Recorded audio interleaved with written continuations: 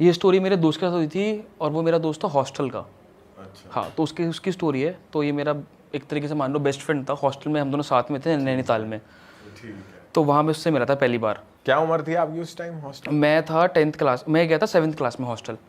तो वहीं पे मेरे को मिला था वो। तो बेसिकली जितने भी वहाँ पे हॉस्टल में लोग आते हैं सबकी अपनी अपनी कहानी है। कोई जैसे मैं ऐसे गया था वहाँ पे कि मैं पढ़ाई में अच्छा नहीं था, तो मेरे को हॉस्टल में डाल और दिया। क्या इंस्पिरेशन थी आपकी हॉस्टल में जाने की? भाई हॉस्टल में ये था कि जैसे दीपक था, दीपक पढ़ाई में बहुत अच्छा था, मैं और सुमित पढ़ाई में अच्छे नहीं थे। अब मेरे कंप्यूटर में बहुत कम मार्क्स आ रहे हैं, इंग्लिश में बहुत कम मार्क्स आ रहे हैं। तो पापा ने बोला कि भाई इसको हॉस्टल भेजो एक लड़के को। तो मैं फिर हॉस्टल चला गया उस चक्कर पर में। आपको चॉइस भी तो मिली थी एक बार अंकल से कि भाई जिसको जाना है बताओ, तो आपने कुछ इंटरेस्टिंग बोला था उस टाइम पे? उस टाइम पे मैं मूवीज वगैरह देखता था, तो उस टाइम पे जैसे शकल लगा बूम वगैरह आता था। तो उस टाइम पे मैंने देखा कि वो हॉस्टल में रहता है, तो मुझे बड़ा अच्छा लगा कि भाई बड़ी अच्छी स्टोरी होती होगी, मतलब मजा आता होगा। संजू हॉस्टल में रहता था? हाँ, डोमेट्रीज में रहता था वो। उसमें डोमेट्री थी लेकिन उसमें ऐसा कुछ नहीं था कि वो हॉस्टल में रह रहा है। भाई मैंने ना जहाँ तक मुझे वो लगता है। बंक बेड पे सोता था। पता नहीं कि मेरा माइंड ऐसा करता था कि हॉस्टल का काइंड ऑफ कुछ चीजें हैं, ऐसा ही कुछ होगा हॉस्टल में। तो मैंने फैसिनेट कर उसको कर लिया दिमाग में। तो मैंने कहा चलते हैं भाई हॉस्टल, मजा आएगा वहाँ पे, नए लोग मिलेंगे, सब कुछ, वो भी नैनीताल में, अच्छा बढ़िया मजा आएगा। अब मैं वहाँ चला गया किसी तरीके से। अब जिस दिन गया उस दिन तो बड़ा मजा आया। सब कुछ सामान ट्रंक व्रंक पैकिंग करी, सामान पैक करा, सारा कुछ पूरी लिस्ट दे दी उन्होंने कि ये सब सामान लेना है। मैं पहुँच गया वहाँ पे। अब अगले दिन उठा तो मैंने कहा मुझे तो घर जाना है भैया। वहां पहुँचने के बाद सुबह जब उठा, क्योंकि मैं तो सिर्फ 7th क्लास में था, मैंने कहा ये क्या चल रहा है। ये कौन साल की बात है? 2007 की। अच्छा, मेरे क्लास और ईयर साथ साथ चल रहे हैं, मतलब 8th में, मैं 2008 में था इस तरीके से। अच्छा। तो इसलिए मुझे अच्छे से याद उस है। टाइम होता है यार कि जब आप चले जाते हो ना, पहुंच जाते हो हॉस्टल जैसी जगह, तो ये होता है कि भाई क्यों आ गए। क्यों, आप कितनी बार गए हो हॉस्टल जो आपको होता है? आपको कैसे होता है? जैसे सुना है, लोगों से सुनते आए हैं ना, जैसे बहुत यार दोस्त हॉस्टलों में रहे हैं। कौन से यार दोस्त रहे तेरे? यार दोस्त हमें कौन रहा हॉस्टल में? तेरे एक यार दोस्त का भाई गया है, उसके बारे में तुझे पता नहीं। जैसे ये रहा है इसी से ही सुना है। तो अब दोबारा क्यों सुन रहा है? अब सीधा कहानी पे आ, बकचोदी मत कर ज्यादा। अमित जी शुरू करो स्टोरी। तो मेरा दोस्त था नीरज, मेरे साथ हॉस्टल में था वो। तो हम दोनों सेम ईयर ज्वाइन किया था हॉस्टल। तो मैं तो गया था कि मैं पढ़ाई में अच्छा नहीं था। कुछ बच्चे आ रखे थे कि उनको पॉलिटिकल कुछ दिक्कत थी, बच्चे किडनैप वगैरह हो जाते थे, तो पेरेंट्स भेज देते थे हॉस्टल में कि भाई तुम हॉस्टल चले जाओ। कुछ आसपास के बच्चे भी आ जाते थे, और कुछ लोग ऐसे भी थे जो बेसिकली जिन पे नेगेटिव एंटिटी का भी था, तो वो बताते नहीं थे किसी को भी, पर उनके पेरेंट्स डाल देते थे। तो नीरज भी उनमें से एक था। मतलब उन अपने इलाके से दूर भेज दिया ताकि कुछ और नेगेटिव ना हो, तो हॉस्टल में भेज दिया। उसमें नेगेटिव एंटिटी जैसा क्या था? तो जब मैं नीरज से मिला तो मेरी उससे दोस्ती बनी कि मैंने कहा भाई हॉस्टल से भागते हैं, भाई भागने का प्लान बनाते हैं, मेरा तो मन नहीं लग रहा। तो ऐसे करके मेरी उससे दोस्ती बनी। तो फिर धीरे धीरे जानने को मिला कि भाई इसका तो केस ही अलग है, मैं तो कम मार्क्स के चक्कर में आया हूँ, इसके ऊपर कुछ नेगेटिव एंटिटी थी, उस चक्कर में आया। तो बेसिकली मैं कहानी बता देता हूँ आपको क्या थी। 2000 के आसपास इसके मॉम डैड हिमाचल प्रदेश से दिल्ली आए थे रहने के लिए। तो उस टाइम पे जब ये आए थे तो ज़्यादा पैसे नहीं थे इस फैमिली के पास। तो 2000 के आसपास जब ये घर पर आए तो उन्होंने छोटा सा घर खरीदा भजनपुरा वगैरह साइड, दिल्ली में ही है। तो वहाँ पर आए, उनकी दोस्ती यारी हुई अपने आस पड़ोसियों से। तो उस टाइम पे काफ़ी मतलब लोअर मिडिल क्लास फैमिली थी ये, नीरज की जो फैमिली थी। तो ये 2 भाई थे। तो बेसिकली ये मिडिल क्लास फैमिली थी। तो उसके पेरेंट्स का और इनकी फैमिली का यही था कि भाई किसी तरीके से हमें मेहनत करनी है, आगे बढ़ना है। तो धीरे धीरे अंकल ने प्रॉपर्टी में इन्वेस्ट किया, उसके पापा ने। तो वहाँ पे कुछ टाइम बाद उनको काफ़ी ज़्यादा मुनाफा हो गया। इनिशियली वो एक फैक्ट्री में काम करते थे, वो सैनिटरी पैड्स की फैक्ट्री थी। तो उसमें वो एज अ सीनियर सुपरवाइज़र काम करते थे। जब प्रॉपर्टी में अच्छा खासा फ़ायदा हो गया तो उन्होंने अपनी खुद की फैक्ट्री खरीद ली और खुद की सैनिटरी पैड्स की फैक्ट्री उन्होंने स्टार्ट कर दी। उस प्रॉपर्टी से अच्छा खासा फ़ायदा हुआ उनको, मतलब। तो वो उस टाइम पे उन्होंने प्रॉपर्टी खरीदी, फैक्ट्री खरीद ली, और इन दोनों बच्चों को एडमिशन करा दिया इंग्लिश मीडियम स्कूल में। ये हिंदी मीडियम में थे उस टाइम पे। तो बढ़िया मतलब एक ग्रोथ मिल गई थी फैमिली को, मिडिल क्लास से थोड़ा अपर मिडिल क्लास में आ गए थे फैमिली। तो आसपास के लोग भी थे जो जिनको पता लगा इस बारे में। तो ये दोनों भाइयों का एक ये सीन था कि हर संडे को, जैसे गली के बच्चे क्रिकेट खेलने नहीं जाते, तो ये लोग भी अपना क्रिकेट खेलने जाते थे गली के जस्ट पीछे। तो वहाँ पर एक लड़का था सत्यम, पूरे 7-8 लोग थे। तो ये लोग अपना क्रिकेट खेलते थे वहाँ पे, बैट बॉल से अपना जो भी खेल रहे हैं, कोई चौका छक्का मार रहा है। तो सत्यम की और नीरज की लड़ाई हो गई बहुत ज़्यादा। एक दिन तू मैं हुई, गाली गलौच हुई, और एकदम बल्ले बल्ले से मार दिया, यहाँ पे खून वून निकाल दिया, उसके मुंह पे भी बैट मार दिया। दोनों ने एक दूसरे को कहा या एक पिट गया कोई? यही पिटा है, नीरज पिटा है। उसने बहुत ज़्यादा मार, सत्यम बड़ा था उससे एक्चुअली 2 साल। तो उसने मार दिया उसको, और बाद में अचानक से उसके पीछे भी पकड़ के उसके बाल खींच लिए, और उस टाइम पे लड़ाई हो गई। फिर उसका भाई आया, बड़ा भाई नितिन, तो लड़ाई वड़ाई छुड़ाई, फिर वो घर आ गए। और उस टाइम पे बच्चों में ये सीन था कि लड़ाई जब हो जाती है तो घर में बताता नहीं है कोई भी आके कि भाई मुझे फिर खेलने नहीं जाने देंगे। तो उसने भी ऐसे ही करा, भाई मैं घर पे नहीं बताऊंगा क्योंकि फिर घर वाले मुझे खेलने नहीं जाने देंगे। उस टाइम पे क्रिकेट से बहुत ज़्यादा मन भी था लोगों को खेलने का। तो घर वर आया तो उसने खुद ही आसपास का जो एक डॉक्टर था साइड में, भाटी डॉक्टर, उससे उसने अपना इलाज विलाज करवा दिया, भाटी डॉक्टर से छोटा मोटा जो भी है। अब ये इंसिडेंट होने के बाद उसके ठीक 1 महीने बाद नीरज को सांस लेने में दिक्कत आ गई। मतलब जब भी वो सुबह सुबह उठे तो उसको ऐसा लगता है कि मुझे सांस कम आ रहा है, तो उसको लगा नॉर्मल ही होगा। फिर वो स्कूल जाता था अपना, भारी हो रही है सांस सांस भारी हो जाती थी। वो स्कूल जाता था, क्रिकेट वगैरह खेलता था अपना, तो वहाँ पे दिक्कत आती थी, क्लास में भी बैठे बैठे दिक्कत आती थी। उसने घर पे बताया कि ऐसा ऐसा सीन है, तो घर वालों ने बोला कि ठीक हो जाएगा, थोड़ा बहुत ऐसे ही हो रहा होगा। फिर वो चले गए हॉस्पिटल डॉक्टर को दिखाने, जब ज़्यादा सीरियस हो गया और डॉक्टर ने डिक्लेयर कर दिया इसको एस्थमा है। तो उस टाइम पे नीरज 10-12 साल का था, डॉक्टर ने बोल दिया कि इसको एस्थमा है। घर वाले पूरे शॉक्ड हो गए कि इतनी कम उम्र में एस्थमा कैसे हो गया, किसी को आसपास घर में है भी नहीं और ऐसा कुछ, वो उसका खान पीन भी ऐसा नहीं है कि जिस चक्कर में उसको एस्थमा हो गया। तो भाई जब उसको अस्थमा हो गया, डॉक्टर ने बता दिया सारा कुछ, तो दिक्कत आ गई उसको बहुत ज़्यादा, घर वालों को भी बहुत ज़्यादा परेशानी हो गई। तो फिर तकरीबन 1-1.5 महीने बाद सब कुछ नॉर्मल हुआ घर में, और उसने अपना विदिन एक हफ्ते की उसने पूरी छुट्टी ली स्कूल से और फिर स्कूल जाना स्टार्ट कर दिया। और इस चीज़ के होने के बाद 1 महीने बाद, तुरंत 1 महीने बाद दोबारा उसको गलत सपने आने लग गए। और बेसिकली एग्जैक्टली 1 महीने बाद उसको मतलब उल्टे सीधे सपने आने लग गए। और सपने में उसको मतलब ऐसा आता था कि कोई चुड़ैल आ रही है उसके सपने में। और पहले दिन उसका बेड पे सूसू भी निकल गया नीरज का। और उसकी मॉम ने बोला भैया अब इतना बड़ा हो गया तो ये सब कैसे हो रहा है सब चीज़ें। तो उसने बताया कि मेरे को गलत सपना आया, और ये चीज़ 3-4 दिन तक कॉन्टीन्यूस होती रही। तो उनको अजीब सा लगा कि भाई ऐसा क्यों आ रहा है सपना वगैरह, ये वो। तो फिर उन्होंने सोचा कि डॉक्टर को दिखा देते हैं, पर वो चीज़ ऑटोमेटिकली ठीक हो गई। फिर उसके बाद थोड़े दिनों बाद उसको दौरे पड़ने स्टार्ट हो गए नीरज को। ये एक्चुअल में हुआ नीरज के साथ? एक्चुअल में अब बेसिकली नीरज और उसका बड़ा भाई एक रूम में सोते थे, और वो बैठे बैठे उसकी पूरी बॉडी ऐसे ऊपर को हो जाती थी, और वो बेडशीट को पकड़ के ऐसे हो जाता था और आँख पूरी ऊपर हो जाती थी। अब उसने घर पे बताया उसके बड़े भाई ने रात में कि इसको तो ऐसा ऐसा हो रहा है। वो भी एक बहुत बड़ी दिक्कत घर वालों के लिए। तो फिर उसका दोबारा डॉक्टर का ट्रीटमेंट चला, वो दोबारा प्रोसेस में गया, और पूरा उसको 6 महीने लगे इस चीज़ से उभरने में। पर 90% वो रिकवर हो गया। फिर भी उसका थोड़ा बहुत इम्पैक्ट था उसकी बॉडी पे ये सब चीज़ों का।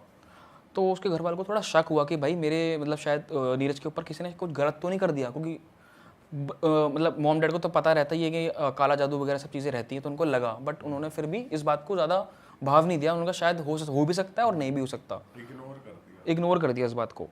फिर कुछ टाइम बाद उसके डैड ने जो प्रॉपर्टी फैक्ट्री खरीद ली थी ना, जब वो फैक्ट्री खरीद ली, उसके डैड कभी कभार रात में इंस्पेक्शन करने जाते थे फैक्ट्री के अंदर काम के लिए। रात में काम के नाइट शिफ्ट लगती थी रात में, तो वो जाते थे इंस्पेक्शन करने के लिए। तो पता नहीं एक रात को मानस ने बोला कि तो एक रात को जो है नीरज ने भी बोला कि मेरे को भी जाना है फैक्ट्री में रात में। अगले दिन सैटरडे था, उसने बोला मेरे को भी जाना है भैया फैक्ट्री में रात को 11 बजे।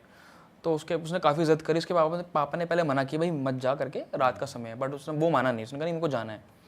तो बेसिकली नीरज और नितिन उसका दोनों भाई चले गए पापा के साथ। और उनकी फैक्ट्री में 3-4 कमरे थे भाई। एक कमरे में वो उसके डैड समझा रहे हैं लेबर्स को कि भाई ये ऐसा ऐसा करना है, ये प्रोजेक्ट है जो भी है, इतने पीस करने हैं। सैनिटरी पैड्स की फैक्ट्री थी, तो समझा रहे थे। एक रूम में उसको लेबर को समझा रहे हैं, उस रूम में दूसरी मशीन रखी है।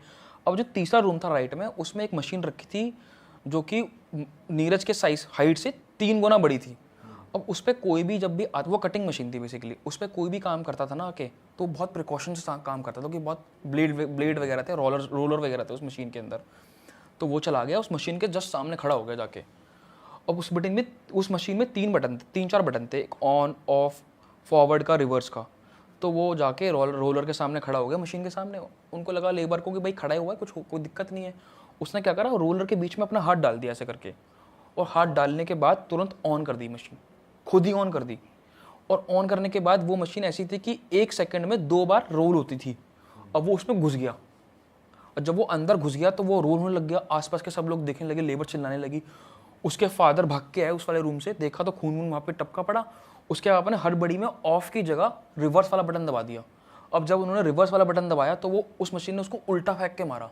जब उसको उल्टा फेंक के मारा तो उधर बहुत सारी कीलें रखी हुई थी, क्योंकि सैनिटरी पैड की वो मशीन थी, तो कीलें वगैरह भी रखे रहती थी कोने में। वो जाके गिरा कीलों पे, वो कीलें भी उसकी पूरी बॉडी पे एकदम आ गई, फेस वगैरह पे पूरा उसका लग गया कील, और वो एकदम जाके गिर गया। उसका जो राइट हैंड जो था वाला, वो पूरा कट हो गया यहाँ से, चेस्ट से लेके यहाँ तक पूरा कट हो गया, 90% पूरा कट ही हो गया। और मांस वास भी साइड में गिरा पड़ा था वहाँ पे, खूनम खून। तो भाई डॉक्टर ने मना कर दिया कि 80-90% हाथ कट चुका है इसका, इसको हाथ को कटवा दो आप। तो उसके पापा ने इंसिस्ट किया कि नहीं भाई, आप इसको पूरा ट्राई करो और हाथ जोड़ने की पूरी कोशिश करो। तो उसका जो मांस निकला हुआ था ना बाहर, पूरा अंदर लगाया, हाथ जोड़ा। फाइनली उसको 1.5 साल लगा हाथ को रिकवर होने में। और आज भी उसका जो राइट हैंड है ना, अपने लेफ्ट हैंड से 2 इंच लंबा है। ये चीज़ हो रखी है। और डॉक्टर ने तो मना कर दिया था कि हाथ में जोड़ देता हूँ पर ये मूव नहीं होगा। तो 1.5 साल तक उसको फिर ट्रीटमेंट वगैरह दिया, एक्सरसाइज वगैरह कराई, उस चक्कर में उसका हाथ चल पा रहा है आज के डेट में अच्छे तरीके से, बट 1.5 साल लग गया पूरा रिकवर होने में। अब ये सब कुछ चीज़ें हो गई। अब उस बीच जब वो घर बार आया ना, तो दिवाली का माहौल चल रहा था। तो उसकी मम्मी ने, अब दिवाली के टाइम पे हमारे घर में भी सब लोग साफ़ सफाई करते हैं, तो उसकी मॉम देख रही कि जो नीरज का गद्दा है जहाँ पे सोता है, वो मैट्रेस निकाला तो मैट्रेस के नीचे राख रखी हुई, लाल कपड़े के अंदर बंद हुई। अब वो घबरा गई कि ये राख किसने रखी यहाँ पे। अब वो समझ गई किसी ने ब्लैक मैजिक तो पक्का ही करवा रखा है, क्योंकि अंदर राख मिलना मतलब कि वो घर वाला तो कोई रखेगा नहीं। तो या तो कोई गेस्ट आया हो, आस पड़ोसी आया हो, कोई दूर का रिलेटिव आया हो, तो वो समझ गई थी कि ब्लैक मैजिक तो हो रखा है डेफिनेटली, क्योंकि सारे डॉट्स मैच हो गए थे। उसका पहले अस्थमा हो गया, फिर उसका हार्ट टूट गया, उसके बीच में उसको दौरे आने स्टार्ट हो गए। तो वो समझ गई थी कि कुछ प्रॉब्लम है। तो उनकी मम्मी की एक फ्रेंड थी जिनका कॉन्टैक्ट था असम के अंदर। असम में जो शहर है गुवाहाटी, वो माना जाता है, मतलब वो गढ़ एक तरीके के लिए ब्लैक मैजिक को करवाने के लिए भी और हटवाने के लिए भी। तो वहाँ पे उन्होंने कनेक्ट किया। तो जब वहाँ पे कनेक्ट किया तो एक बाबा थे, सिद्ध बाबा, उनको बोला। तो वो ना इतनी सारी से आ नहीं पाते, आप आज भी फ़ोन करोगे कि हमारे घर आ जाओ ऐसा प्रॉब्लम है, तो वो नहीं आते, क्योंकि उनको वहीं पे बहुत उनका अपना काम है, वो अपना वहाँ पे सारा कुछ करते हैं, अघोरी बाबा बेसिकली। तो वो नहीं आए। उन्होंने बहुत अप्रोच किया बाबा को। तो उसके फिर डैड ने दोबारा अप्रोच किया कि हालत एक्चुअली ख़राब है, ठीक नहीं हो पा रही है, और आगे इससे बुरा ना हो जाए, तो आप प्लीज़ आ जाइए, इसकी दिक्कत ना हो जाए। और इस बीच में मैंने एक चीज़ बताना भूल गया, उसके पापा को भी फाइनेंशियल लॉसेस होना स्टार्ट हो गए थे। मतलब फैक्ट्री चल नहीं पा रही थी अच्छे तरीके से, जो जिस तरीके से वो ग्रो कर रहे थे पहले, वो ग्रोथ नहीं मिल रही थी, बल्कि डाउन ही जा रहा था मामला। लोन्स वगैरह स्टार्ट हो गए थे उसके डैड के ऊपर। तो 3 महीने बाद वो बाबा घर पर आए, और जिस दिन वो घर पे आए थे तो उन्होंने बताया नहीं था कि मैं इस दिन घर आऊँगा। उन्होंने बोला मैं आ जाऊँगा, और मैं डेट कंफर्म नहीं कर रहा पर मैं आ जाऊँगा। तो वो आए। जब वो घर पर आए तो उनको पता नहीं था, वो एकदम से आए। तो जब वो घर, उन्होंने बेल वगैरह बजाई, उन्होंने पहले पूरा घर का आसपास देखा, किसी ने घर पे तो कुछ नहीं कर रखा आसपास वगैरह कुछ। फिर वो एंट्री कर लिया उसने। फिर जब आ गए तो उन्होंने बोला कौन से बेटे को वो रखा, उन्होंने बोला कि ये बेटा है हमारा। तो पहले दिन तो उन्होंने नीरज को पूरा ऑब्जर्व किया कि इसकी क्या हरकतें हैं, दौरे वगैरह आ जाते हैं तो कैसे आते हैं, रात में क्या होता है, उससे बातचीत वगैरह करी। फिर उससे अगले दिन जब उससे पूरी बातचीत वगैरह कर ली तो उससे पूछा कि भाई, मतलब उसने पूरा बताया। अभी हाल फिलहाल में उसका हाथ कटा था, उससे पहले उसको दौरे आने स्टार्ट हुए थे, उससे पहले उसको अस्थमा की प्रॉब्लम थी। तो बाबा ने पूछा कि भाई तुमने किसी का कुछ गलत तो खा नहीं लिया, या कहीं तुम्हारी लड़ाई वड़ाई तो नहीं हो गई हो, कुछ बताओ उस बारे में उस समय पहले। तो उसने बताया एक लड़ाई तो हुई थी मेरी उस समय पे। तो उसने बोला क्या हुआ था लड़ाई में, तो उन्होंने बताया ऐसे ऐसे हुआ था, और मेरे बाल भी यहाँ पे प्रॉप चोट आई थी। तो उन्होंने बोला कि बाल वगैरह भी किसने आपके निकाले यहाँ से, उसने बोला हाँ निकाले। तो बाबा को थोड़ी हिंट मिल गई थी बाल की। और फिर उस रात को बाबा को एक हिंट और मिला कि जब बाबा छत पे गए ना, तो सामने वाला जो घर का पेड़ था उस पर उल्लू बैठा हुआ था। तो उसको उनसे भी कुछ पता लगा कि, क्योंकि बेसिकली मैं आपको बता दूं, जो उल्लू होता है, आउल जो होता है, उससे आप, वो अच्छा भी है और बुरा भी है। तो उससे आप, बेसिकली लक्ष्मी जी का वाहन होता है, तो उससे आप कुछ गलत भी करा सकते हो बहुत तगड़ा, और वो बेसिकली अगर वो खुद बाय चॉइस आ रहा है तो वो आपके लिए अच्छा है। बट अगर उससे तुम ब्लैक मैजिक कराओगे तो वो बहुत गंदा हो जाता है बेसिकली। तो बाबा ने कहा ठीक है, इस पे काला जादू ही कराया गया है, हम प्रक्रिया कल सुबह स्टार्ट करेंगे। तो कल सुबह मॉर्निंग में 5 बजे के आसपास पूरा परिवार सामग्री लेके आ गया। और जो चीज़ें उन्होंने बताई थी, शीशा था, लाल कपड़ा था, और वो था कच्ची हल्दी, उनको मंगवा लिया। हवन की पूरी सामग्री मंगवा दी। तो हवन चालू कर दिया, उसको नीरज को सामने बिठा दिया। 1 घंटा उन्होंने पूरा हवन किया अपना। और जब मेन टाइम था, प्राइम टाइम, उसको बुलाया। उसको बोला नीरज को कि भाई अपनी मुट्ठी खोल, और उसके यहाँ पे कच्ची हल्दी रख दी, जो बेसिकली येलो कलर की होती है, आपको अगर पता है। तो वो रख दी, और उसको बोला कि अब तुम अपनी मुट्ठी बंद कर लो, और मंत्र पढ़ना स्टार्ट किए। और 10 मिनट बाद बोला कि अब तुम अपना हाथ खोलो। जब उसने अपना हाथ खोला ना, तो जो कच्ची हल्दी थी उसका रंग पूरा खून जैसा लाल हो गया था।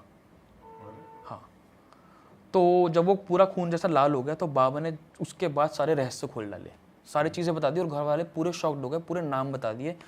तो बाबा ने सीधे बोला कि एक लड़का है सत्यम, जिसने तुम्हारे बालों से काला जादू करा है और उसका बाप एक तांत्रिक है। तो बेसिकली सत्यम का बाप नीरज के पापा का दोस्त हुआ करता था एक टाइम पे, और उस टाइम पे वो काला जादू नहीं करता था। फिर उसके बाद उसने काले कपड़े पहनने चालू कर दिए और तांत्रिक वगैरह में चला गया, तो उनकी दोस्ती भी थोड़ी कम हो गई, उस चीज़ों में चला गया वो। तो उसने पूरा बता दिया कि भाई ऐसे ऐसे ये इन्होंने करवाया है पूरा काला जादू। अब इन्होंने बोला, उनको पूरे शॉक्ड हो गए और उनको पता भी लग गया। वो बीच में उनका पूरा मतलब बेसिकली सत्यम और उसके डैड आए थे देखने के लिए कि इसकी तबीयत कैसी है। तो उनको आइडिया लग गया था कि उसी बीच में इन्होंने वो जो ऐश रखी थी लाल रंग के कपड़े के अंदर, वो उन्होंने उसी गद्दे में रखी होगी। तो वहाँ से पूरा डार्ट सारी की सारी डॉट्स मैच हो गई उनकी पूरी की पूरी।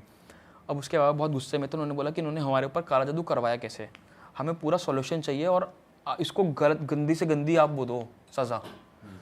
तो उन्होंने बोला कि इसको गंदी से गंदी सज़ा मिलेगी कि उसने कर्म बहुत गंदा करा है। और एकदम उन्होंने उल्टा करवाने की बात करी कि उन पे उन्होंने बोला कि सज़ा हमें तो वो चाहिए एक तरीके से सॉल्यूशन, मतलब क्या कहते हैं एक तरीके से बदला चाहिए, इंसाफ चाहिए हमको भाई, हमें इंसाफ दिलाओ किसी तरीके से।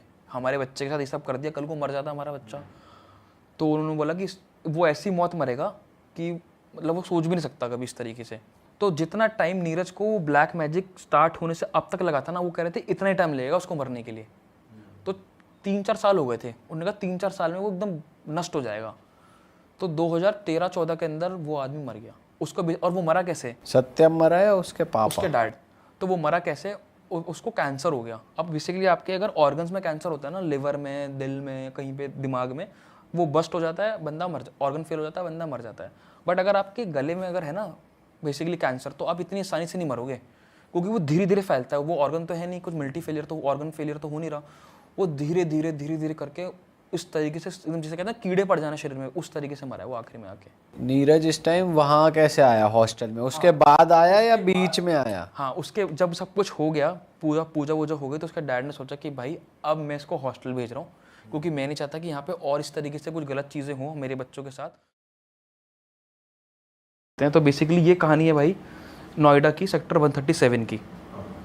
तो कॉलेज गोइंग स्टूडेंट्स थे, उसका नाम था रोहन, उनके 2 दोस्त थे और एक का नाम था अंशुल, एक का नाम था वैभव।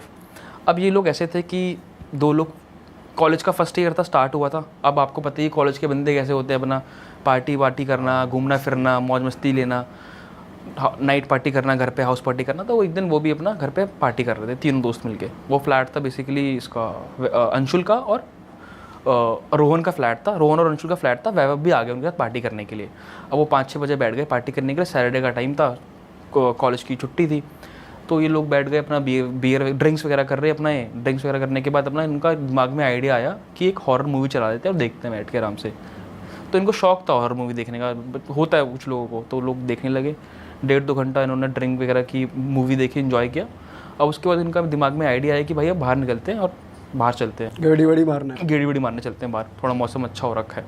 अब ये लोग बाहर निकल जाते हैं उसकी गाड़ी से, स्विफ्ट गाड़ी थी उसके पास। वो तीनों लोग निकल गए बियर लेने के लिए।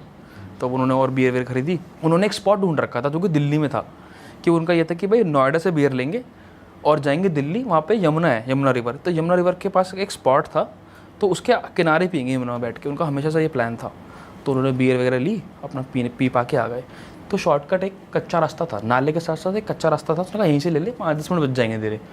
तो उसने बेसिकली उस रास्ते से बाइक जाती थी, गाड़ियाँ नहीं जाती थी। उन्होंने गाड़ी ले ली उस रास्ते पे, कोई दिक्कत नहीं। वो चले गए आगे जाके, उन्होंने गाड़ी रोक दी और वॉशरूम के लिए चले गए साइड में।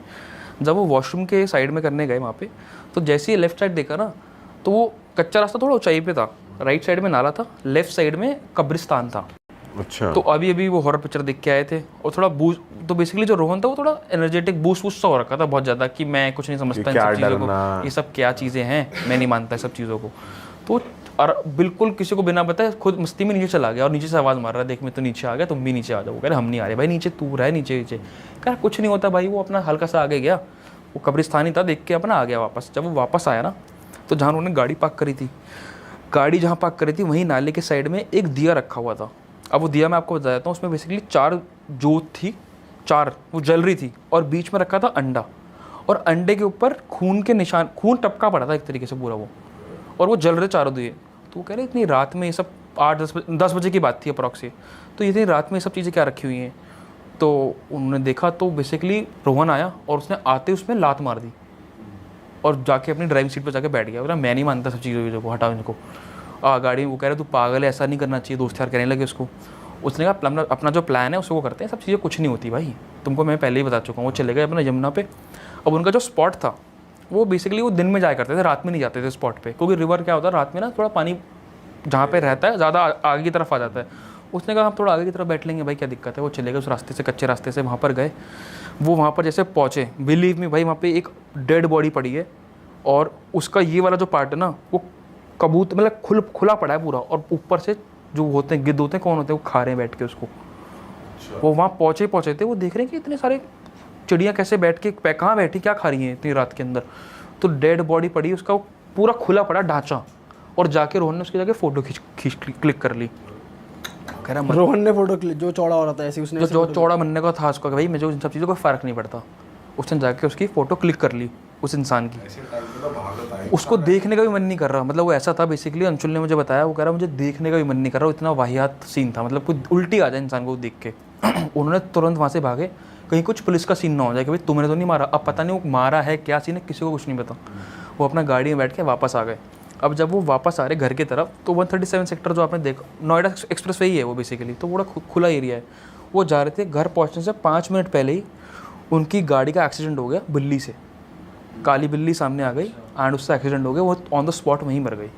उन्होंने गाड़ी रोकी, देखा कि मर गई है, बच गई, तो मर गई थी वो, और पूरा निशान हो गए थे उसके, खून की गाड़ी के ऊपर आ गए।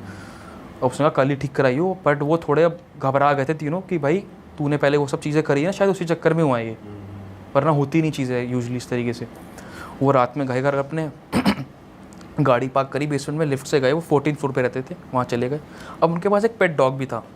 अब वो यूजुअली ना जब भी कोई आता था डॉग भौंकता था वो, तो वो उसने भी भौंका, वो आए, उसने दरवाज़ा खोला, पर जैसे उन्होंने एंट्री किया ना तो वो एकदम चुप हो गया, सुन हो गया डॉग, जैसे पता नहीं उसने क्या देख लिया हो, वो एकदम सुन हो गया वो एकदम, और घर से बाहर निकल गया डॉग। तो कह रहा है वो सब नशे में थे, थोड़ा बहुत ड्रिंक कर रखी थी ना, ये आज कैसे, इसको क्या हो गया एकदम से, अभी तो चीख रहा था, भौंक रहा था, अभी क्या हो गया। वो बाहर चला गया, स्टेज पर जाकर चुपचाप जाकर बैठ गया। उसे घसीट के लेके आ रहे अंदर, वो तब भी नहीं आ रहा, तो उसको फिर बाहर ही रखा। उसने कहा चल हम अंदर सो जाते हैं, कोई दिक्कत नहीं है। डॉग को बाहर छोड़ दिया, डॉग को बाहर छोड़ दिया। उसने कहा आज इसको यहीं सोने दे। और उनका थक गए थे बहुत ज़्यादा वो भी, और बहुत ज़्यादा दिक्कत भी हो गई थी क्योंकि ये सब चीज़ें हो गई थी उनके साथ। तो वो आके जाके बैठ गए और सो गए तीनों के तीनों। अब सुबह वो निकल गया, वैभव निकल गया अपने घर, अंशुल और वो तो वहीं रहते थे। अब सुबह जब वो उठा, उसके पैर में बहुत तेज़ दर्द होने लग गया, रोहन के पैर में, और इतना तेज़ दर्द हुआ कि मतलब बिना बात कुछ हुआ भी नहीं, मतलब कुछ ने कोई गिरा नहीं, कुछ नहीं हुआ, राइट पैर में दर्द होना स्टार्ट हो गया। उसने कहा ठीक है भाई हॉस्पिटल लेके चलते हैं। उनसे बोला अंशुल को भी हॉस्पिटल लेके चल मेरे को। वो हॉस्पिटल नोएडा में पास का एक हॉस्पिटल था, वहाँ एडमिट करा दिया। वहाँ पे डॉक्टर ने पट्टी वट्टी करी, फिर उसको वापस लेके आ गए घर उसी टाइम 2-3 घंटे बाद। और वो दोबारा अपने कामों में लग गया।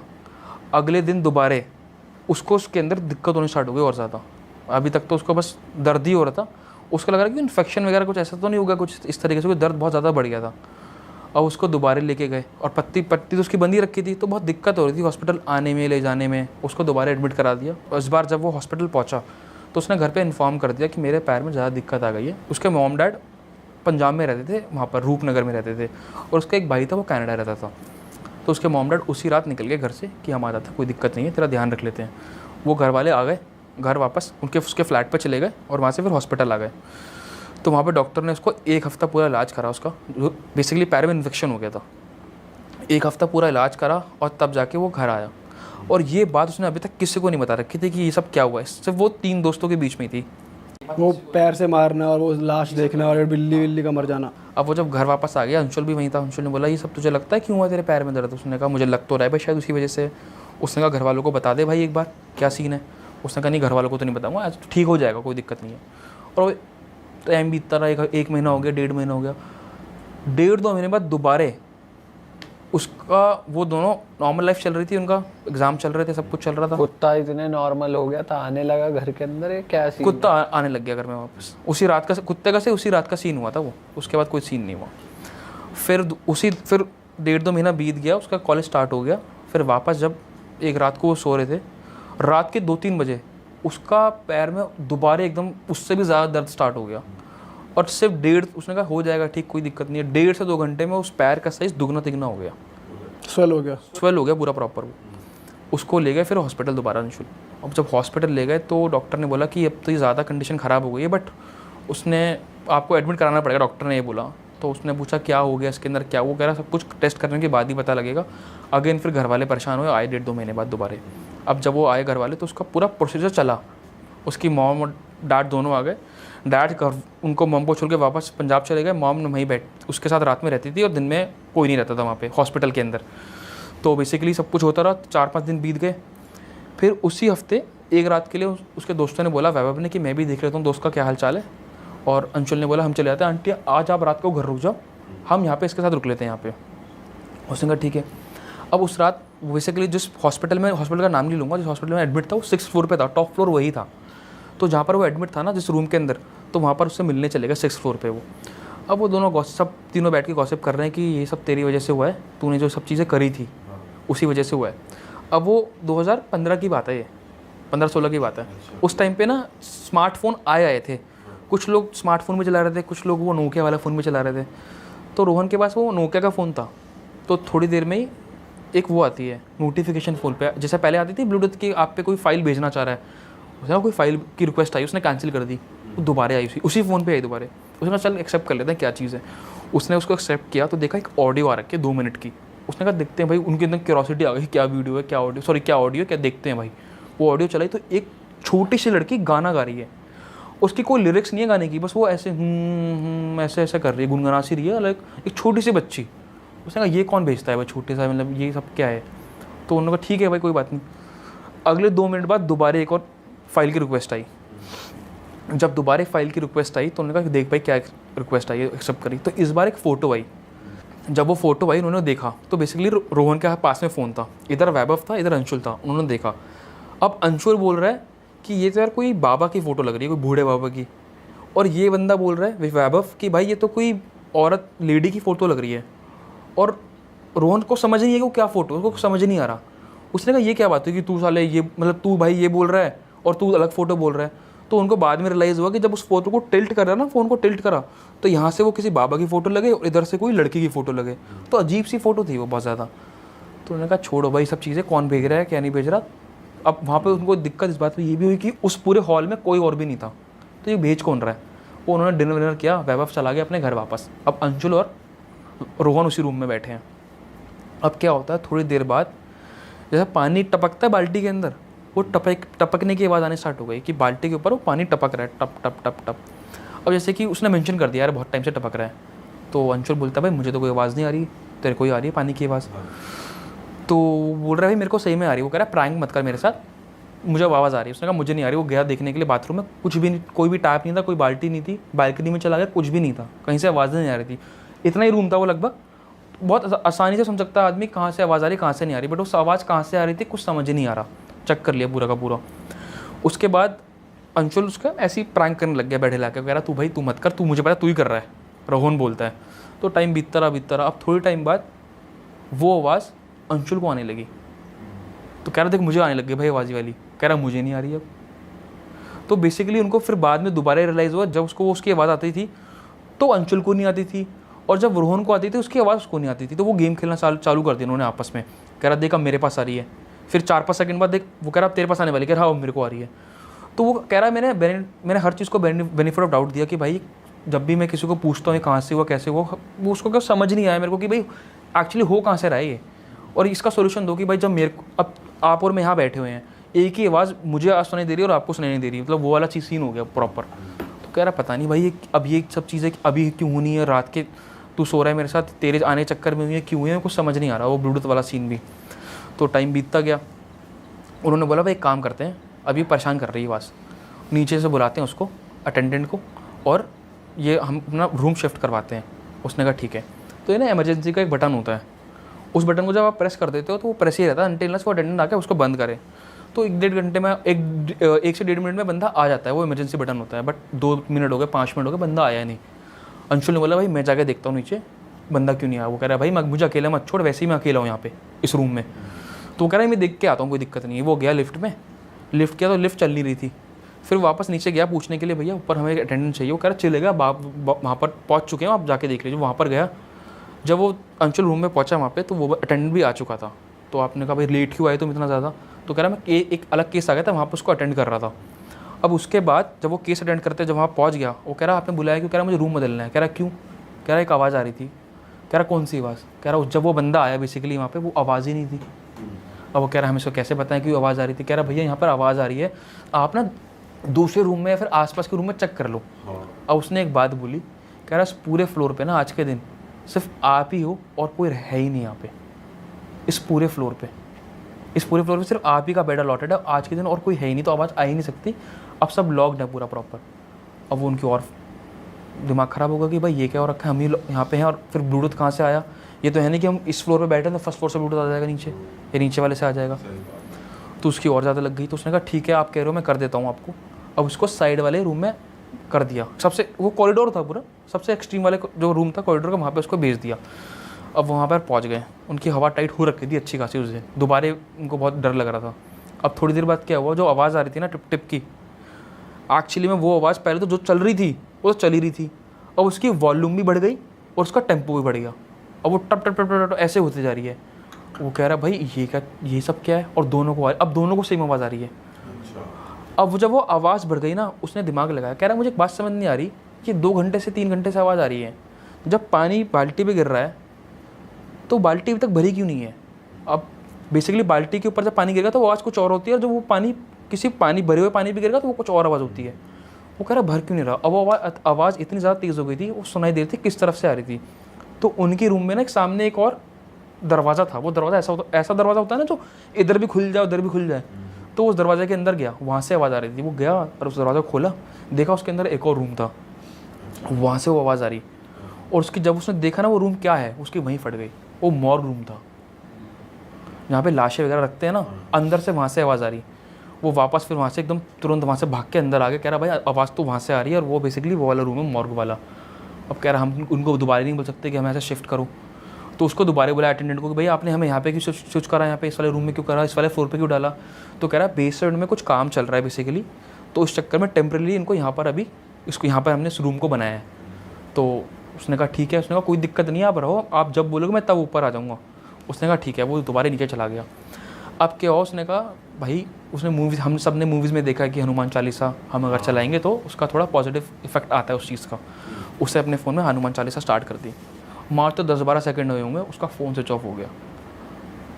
अब उसको एक चीज़ और रियलाइज़ हुई कि भाई अगर ये चीज़ बंद हो जाए चलते चलते तो उसको गुस्सा आ जाता है एंटिटी को, अगली एंटिटी को, वो तुम पे और ज़्यादा इम्पैक्ट कर सकती है। तो वो फिर उसने को समझ नहीं आया क्या चल रहा है। तो उसने क्या करा, उसने कहा भाई फ़ोन रखा साइड में, चार्जिंग पे लगाया, और अब रात के 3-4 बज चुके थे। तो भाई 3-4 बजे की बात हो गई। तो उसने क्या करा, टीवी ऑन करा, चैनल बदले तो भजन आ रहे थे। उसका दिमाग में आइडिया आया कि मैं भजन वगैरह सुनूंगा और सो जाऊंगा आराम से। उसने वही करा। सुबह के 4 बज गए तो उसने भजन वगैरह ऑन कर दिया और सो गया अपना नॉर्मली। अब सोने के बाद भाई क्या हुआ, तो अंशुल भी साइड में जाके लेट गया अपना वहाँ साइड में। तो 4 वो सो चुका था, अब उसका जाने का टाइम हो गया। उसमें सुबह तो हो चुके चले जाता। उसने टेक्स्ट डाल दिया रोहन को कि मैं निकल रहा हूँ क्योंकि सुबह हो चुकी है, और मैं तेरे को इसलिए नहीं उठाया कि तो सो रहा था। तो थोड़ी देर बाद जो रोहन जब लेटा, चादर उड़ के लेटा हुआ था, उसकी चादर पूरी खींच ली किसी ने एकदम से। और वो एकदम से नींद में उठा, क्या हुआ भाई ये? उसको लगा कि शायद अंशुल ने करा होगा, आसपास प्रैंक कर रहा होगा मेरा। तो उसने देखा कि राइट में भी कोई नहीं है और लेफ्ट में भी कोई नहीं है। तो उसने फ़ोन देखा अपना, चार्जिंग पे लगा रखा था, तो उसमें टेक्स्ट आ रखा था अंशुल का कि भाई मैं 5 बजे निकल चुका हूँ, तो सो रहा था, मैंने तेरे को इसलिए नहीं उठाया। उसकी फिर हवा टाइट हो गई। उसने फिर भजन का चला के अपना लेट गया। वो भजन चल ही रहे थे उस टाइम पे टीवी पे। वो सो गया दोबारा। अब जब सुबह उसकी मॉम आई, उसकी मॉम 9 बजे आ जाती थी डेली सुबह सुबह, तो वो सो ही रहा था। उसको लगा लेट सोया होगा, थोड़ी देर में उठ जाएगा। 11 बजे जब उसकी मॉम ने देखा कि वो उठ क्यों नहीं रहा, तो उसको चेक करा, उसको यहाँ से पकड़ा तो ठीक था। पर जैसे ही उन्होंने उसका ये राइट वाला लेग को छुआ ना, ये वाला राइट दोनों पैर को छुए, तो पूरे ठंडे पड़े वो पैर, दोनों पैर नीचे के ठंडे पड़े। उन्होंने एकदम से, इसका टेम्परेचर इतना ज़्यादा कम हो रखा है, ये ज़्यादा हो रखा है, तो उन्होंने बुलाया कि उठ भी नहीं रहा ये। तो उसकी हालत बहुत ज़्यादा ख़राब हो गई सोते सोते ही। डॉक्टर ने फिर उसको इमरजेंसी वार्ड में शिफ्ट करा, और फिर वहाँ से पता लगा कि उसको दोनों पैर उसके चलना बंद हो, कंट्रोल ख़त्म हो चुका है, दोनों पैरों में पैरालिसिस हो चुका है उसके। अब वो चल ही नहीं सकता। अब सब कुछ हुआ, दिन बीतते गए उसके, फिर वो वहाँ से निकल के आया, उस चीज़ से बात कर पा रहा था वो, क्योंकि अपर बॉडी चल रही थी। उसने बोला कि मेरे को ना इस हॉस्पिटल से शिफ्ट कर दो, ये हॉस्पिटल ठीक नहीं है। उसकी मॉम ने बोला कि hospital one of the best hospital है यहाँ पे, तो क्या दिक्कत है यहाँ पे? दिक्कत बता क्या दिक्कत है? तो उसने बोला दिक्कत कुछ नहीं, आप मेरे को शिफ्ट कर दो। तो डॉक्टर फिर आए, फिर उनसे बात की कि हुआ कैसे, सब कुछ चीज़ इसके पीछे का क्या है, रीज़न क्या है। तो उससे बात करी कि भाई तूने कहीं मारा तो नहीं पैर अपना कुछ खेलते वक्त ये वो। फिर उसने फाइनली बता दिया अपनी मॉम को। तो उसने सब बता दिया कि एक रात बेसिकली वो गए, उसने एक दिया को लात मारी, उनके साथ फिर एक बिल्ली मर गई उनसे। एक उसने फिर वो जो जमुना के पास उसने इंसिडेंट देखा था, वो जो आदमी लाश वाला जो आदमी मरा हुआ था, वो वाला इंसिडेंट पूरा बताया। और फिर उसके बाद से 2-3 महीने के अंदर अंदर सब चीज़ें बढ़ती चली गई, वो भी स्पेशली उसी राइट पैर में जिस पैर से उसने उसको मारा था। तो वो अब समझ चुकी थी कि ये अब केस ना डॉक्टर्स का नहीं है, ये केस अब शायद ब्लैक मैजिक का ही है, और जो इसकी गलती इसकी वजह से हुआ है और इसी अलग केस है कुछ। तो उसने अपने हस्बैंड को बताया, उसके डैड को बताया। उसने बोला कि आप पंजाबी ले आओ और यहाँ पे ठीक करते हैं या बात करते हैं यहाँ पे। तो वो जानते थे गुरुजी को वहाँ पे। तो उसी दिन फिर उसको वहाँ से निकाल के नॉर्मली, क्योंकि अब कुछ है नहीं, अब कुछ पैरालिसिस हो चुका है, आप कुछ कर नहीं सकते। उस केस के अंदर आपको अगर प्रैक्टिकली आप डॉक्टर के तरीके से जाओगे तो आपको डॉक्टर कुछ एक्टिविटी कराएगा ऐसे ऐसे इस तरीके, जिससे कि वो उसकी मूवमेंट हो जाए उस तरीके से, तो तभी होगा ठीक वो। बट उन्हें पता लग गया था ठीक है ये सब चीज़ें तो हैं ही। तो भाई क्या हुआ, उसका डैड ने डिसीजन लिया लास्ट में कि इसको वापस पंजाब ले आते हैं रूपनगर, और यहीं पे इसका इलाज कराएंगे, और बाबा से बात कर ली थी। तो जैसे ही वो उनको घर लेके आए, उसी दिन शाम के जैसे सूरज ढला, शाम के 6 बजे, मतलब काफ़ी ज़्यादा बहुत सारे वो थे कौवे ऊपर उड़ रहे हैं घर के ऊपर। वो कह रहे हैं हमारे घर का भी ऐसा कुछ नहीं हुआ कि उनके घर में ना बीच में वो था, पंजाब में घर ऐसे होते हैं कि थोड़े ना पुराने ज़माने के हिसाब से बने हैं, बीच में थोड़ा खुला हुआ है, साइड में कमरे हैं। तो वो दिख रहा है घर के ऊपर कबूतर उड़ रहे हैं बहुत ज़्यादा, और वो क्रो चिल्ला रहे हैं अपने जैसे करते हैं, वो चीख रहे हैं उस तरीके से। तो उन्हें काफ़ी अजीब लगा उस चीज़ को देख के। तो वो समझ चुके थे भाई कुछ तो दिक्कत है इसके साथ, इसमें कुछ तो एंटिटी है। तो उन्होंने गुरुजी को बुलाया। अब वो गुरुजी बहुत प्रैक्टिकल थे, वहाँ के थे, ज़्यादा माने जाने नहीं थे, वो नॉर्मल थे, उनको पता था इन सब चीज़ों के बारे में। उनको बुलाया, उन्होंने हवन कराया और उसको सही तरीके से बताया कि भाई आपको भी कुछ ना कुछ करना पड़ेगा तभी ठीक होगा, मेरे करने से ठीक नहीं होगा। तो उसको 4-5 चीज़ें बताई। पहले कि भाई एक कुमकुम आता है लाल रंग का सिंदूर की तरह, उसको बोला कि आप पानी में इसको भिगो और घर में जितने भी कोने हैं उनमें आप इसको डालो ले जाके, सो दैट एंटिटी आपके ऊपर ना आ पाए। तो फिर उन्होंने बताया कि जो आपके कुल देवता है इनसे प्रेयर करो कि मेरे से गलती हो गई और वो तुम्हें प्रोटेक्ट करेंगे। तो उनकी भी फोर्स होती है, उनका भी पावर होती है जो आपको प्रोटेक्ट करती है। तीसरी चीज़ उसको ये बोली कि तेरे को हर पूर्णिमा की रात को पानी के अंदर नमक डाल के नहाना है बिना साबुन के, वो बताया, और एक धागा बांध दिया। तो प्रॉपर 1.5-2 महीने के बाद उसके पास धीरे धीरे वो ठीक होता चला गया अपने आप। तो तब जाके ये सब चीज़ें उसके ऊपर से उतरी हैं, और फिर वो साथ साथ ये भी कर रहा था, पैर की एक्सरसाइज भी कर रहा था। फाइनली वो जब जाके ठीक हुआ, पर उसका पूरा 1 साल पूरा बर्बाद हो गया। अरे वाह, आपने ये वीडियो यहाँ तक देख ली भाई, तुमने हमारी मेहनत सफल कर दिया। तुम ही लोग हो असली रियल हिट। और अगर आपको बहुत मजा आ रहा है ऐसी क्लिप्स में, ऐसी वीडियोस में, तो फटाफट जाइए प्लेलिस्ट पे बिंज वॉच कीजिए और सारी वीडियोस देख डालो और मौज काटो। That is it. हम मिलेंगे नए पॉडकास्ट में, नए क्लिप में। Till then bye bye, see you, take care, do subscribe.